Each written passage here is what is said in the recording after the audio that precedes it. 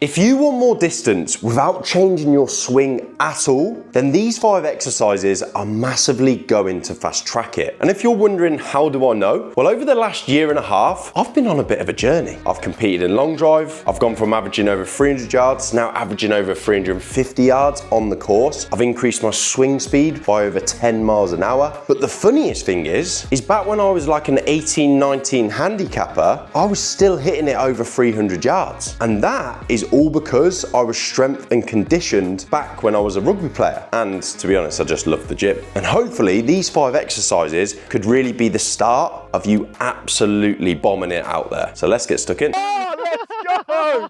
Now the first exercise has to be a trap bar deadlift. The reason being, everyone thinks that our arms do most of the work in our golf swing, but they couldn't be more wrong. All of our power comes from our legs. And one of the biggest forces is vertical force. If we can't really use the floor throughout our golf swing, we're never, ever, ever gonna be really hitting bombs and putting it out there. And the trap bar deadlift is easily the safest and most efficient way for you to do that. Now, the reason why it's safe is because you can actually get away with doing it wrong. And the way most people do the trap bar deadlift wrong is they think they should be squatted. That's right, feet shoulder width and keeping their torso as straight as possible, letting their knees go forward and sinking the bum down. No, that is not what we want. We actually want our feet tighter and we want to be pushing our hips back and hip hinging, using our glutes and our hamstrings. Still using a bit of quads, but mainly our glutes and our hamstrings, taking any strain away from the lower back. Because think about it, if you wanted to jump as high as possible, would you put your feet nice and wide? No.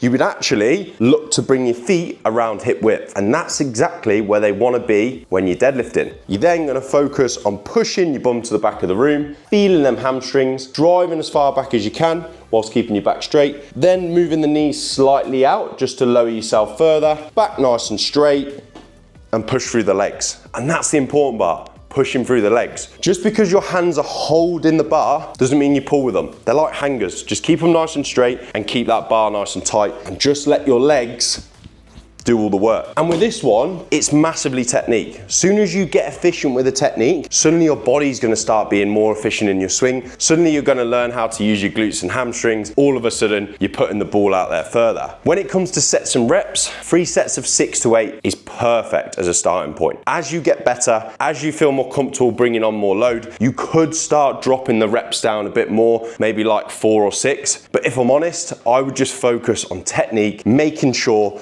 that you're doing it correctly, feeling in all the right areas. Remember, hamstrings and glutes, not the back, and just focusing on really teaching the body how to move and putting as much force through the floor as possible. But if you are wondering about progression, start with 3 sets of 6 on a certain weight, let's say 60 kilos. As soon as you can get 3 sets of 8 on that weight, that's when you're gonna go up to 65 kilos and then start from 3 sets of 6 all again and just keep on building. Trap bar deadlift, get it in the program.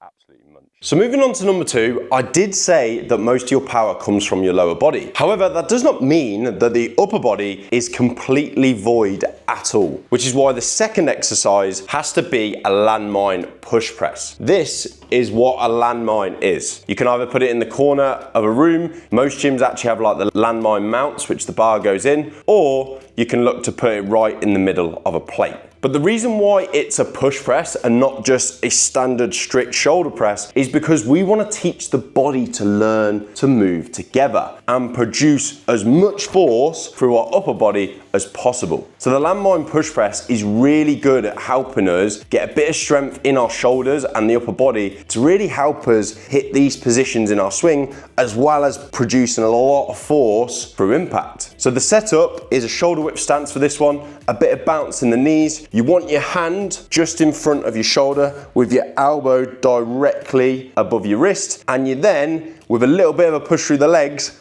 are going to drive nice and straight at a 45-degree angle, locking out the elbow. You're then going to control down in 2 seconds and drive out again. Now, the important trick with this one is to make sure you start with your weakest arm. We do not want imbalances, and near enough every human on earth, of course, has them. And if you have a big imbalance between your shoulders or even your legs, what you tend to find is then the other side massively overcompensates. You're more likely to get injured. Your performance is never going to be as good, and you're just not going to produce as much much force as you can through the swing. So start on the weaker side. With this one, we don't want to be going any more reps than 12 or any less than 8. And we're going to try and push all the way to complete failure with our weakest side. So let's say I get 11 reps. What I'm going to do is then switch over to my stronger side, but I'm not going to try and go for as many reps as possible. I'm going to actually match the exact same arm at 11 reps.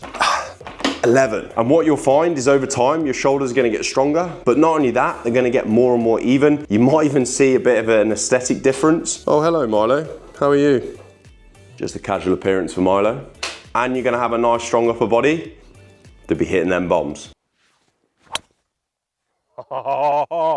Now for the third exercise, we're going to go back to the legs, and this time we're going to focus on lateral force, because people often don't realize how important it is we really push into that lead leg, or we even transfer our weight back on our backswing. And making sure we're nice and strong with these lateral forces is really just going to help us get more power out of the swing. And the exercise we're going to use to do that is a side lunge. That's right. Exactly that. So now with this one, you can start a body weight. Again, it's what we call a unilateral movement, just like the landmine shoulder press. We're going to be using one leg at a time, which means start on the weaker side first. All we're going to do, we're going to start nice and square, and then we're going to sort of get an idea of our distance, and we're going to try and keep the leg we're not going to be using to lunge down nice and straight. So we might even feel a bit of a stretch through the groin. Go down all the way to where we feel like our glute gets in line with the knee, and then we drive nicely up. If you find that that leg bends, a bit like mine just did, make sure you get yourself out a little bit further. You really want to try and push up as quickly as possible. Try and stay nice and controlled on the way down, and then really drive. Now with this one, we're going to go 3 sets of 7 to 9. The reason why I've gone with odd numbers is because the odd numbers remind you need to do the same each side to get that nice even number. And if we really want to add some more load, just to make it a little bit more difficult, we're then going to get a dumbbell in a goblet position and just go from there. Even though I've said a 7 to 9 rep range, try and push that weaker side all the way to failure, and then you're going to match it on your stronger side. So give it a go. So moving on to number 4, we're now going back to that upper body. But instead of focusing on that push motion, we are now going to be focusing on our pull motion. Because our back muscles, like our lats and our traps and our rhomboids, play a massive role in producing power through the golf swing. Which is why this exercise is one of the best to just help make sure we tick all of them boxes. That's right, it's the single arm row. So make sure you've got a bench or a box in front of you. Pick a dumbbell that ideally at the start is not going to be too heavy. Remember, it's all about good form. So you're going to place the side that you're not working forward. Hand on the bench, foot forward. Bum nice and back, nice straight spine. You want your back to be roughly around 20 to 30 degrees, like so. You're then going to grab your dumbbell. Now once we're here, we want actually the back to be nice and rounded. We're going to lengthen them muscles that we want to work. We're then going to focus on pulling our pinky and our elbow to our pocket. Now what's important there is look at what my shoulder's doing. Notice how I'm not leaving my shoulder forward and doing this. We need to make sure our shoulder is coming to the back of the room as well. This is what we call scapular retraction. This is making sure that we really shorten our lat and our traps and work the muscle correctly. It's also going to help your posture too, yeah? Shoulders back, that's what we want. So then the final coaching cues I'm going to give you is make sure you keep your elbow tight to your side. That's again just going to make sure you're using your lat, and also push that chest nicely out at the top. What you should be feeling is a nice squeeze all the way through here. Now again, it's a unilateral exercise. You'll notice that a lot of the exercises we've done today are. Reason being, they help solve imbalances, but also they work a lot of our core, and we're having to really stabilize ourselves as we move. So again, rep range on this one, we're going to go sort of 9 to 11, and we're going to focus on pushing that weaker side all the way to failure, and then again swapping the arms and legs over and matching it on our stronger side. Honestly, the back is one of the most neglected body parts in our gyms, but arguably one of the biggest muscle groups and the most important. So make sure you're getting your single arm row in your program, and not only are you going to start probably hitting bombs, but you're probably going to look good too. So for our fifth and final exercise, we've finally made it to the area you're probably wondering about. Is he actually going to work it? That's right, it's our core. Now the 4 exercises I've shown you beforehand all work your core. If you're doing compound movements that require free weights, you are going to be working your core. Now of course it's good to top it up with some core isolation work, which is what we're going to go with now. But if you do all of the movements we've done before correctly, you're still going to get a nice strong core for your golf swing, because it is important. It connects all the muscles together, and if you really want good balance and power through your swing, the core is where you need to be strong. So the exercise we're going to bring in is a split stance dumbbell rotation. That's right, a nice split stance on the floor. The knee is rested on the floor, which is why I've got a nice mat to help me pad up my knee, otherwise it might be a bit tender on the floor. We're going to make sure that our split stance, we've got a nice square between my thigh and my front foot. We're then going to hold our dumbbell like this, okay? And we're going to actually start with it in line with our hip nice and low. We then rotate it nice and high just above our shoulders, trying to keep the arms relatively straight. The more you bend them, the easier it will be. The more you keep them straight, the harder it's going to be, and the more force is going to be created against your core. Again, if you feel like you've got a stronger or weaker side, start with a weaker one. You'll tend to find that for me being right-handed with golf, this is going to be my stronger side.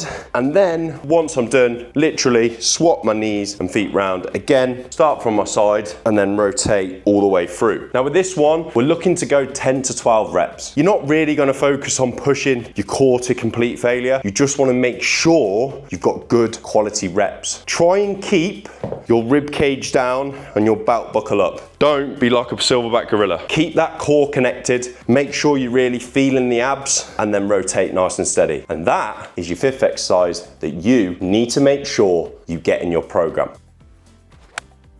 Now my final 2 points are about a key part of training. One being rest. Make sure your rest is consistent between your sets. And ideally, you want to feel fully replenished to then go in and get the best out of the next set. I would aim with most of these exercises around 2 minutes. And then the final point is make sure you're consistent. You are never going to improve in the gym if you're doing it now and then. It needs to be a weekly thing. It needs to be something that you regularly practice. Just like when we're on the range, just like our golf game, you have to practice these things. Your body has to learn the movements. Your body has to get a consistent stimulus in order to get better. And lastly, if you're serious about gaining distance and having a more athletic golf swing, I'm going to be posting more gym focused videos like this, so make sure you're subscribed. And that way you might actually train like a golfer as well as swing like one. And on that note, I'll see you on the next one, and as usual, on to the next.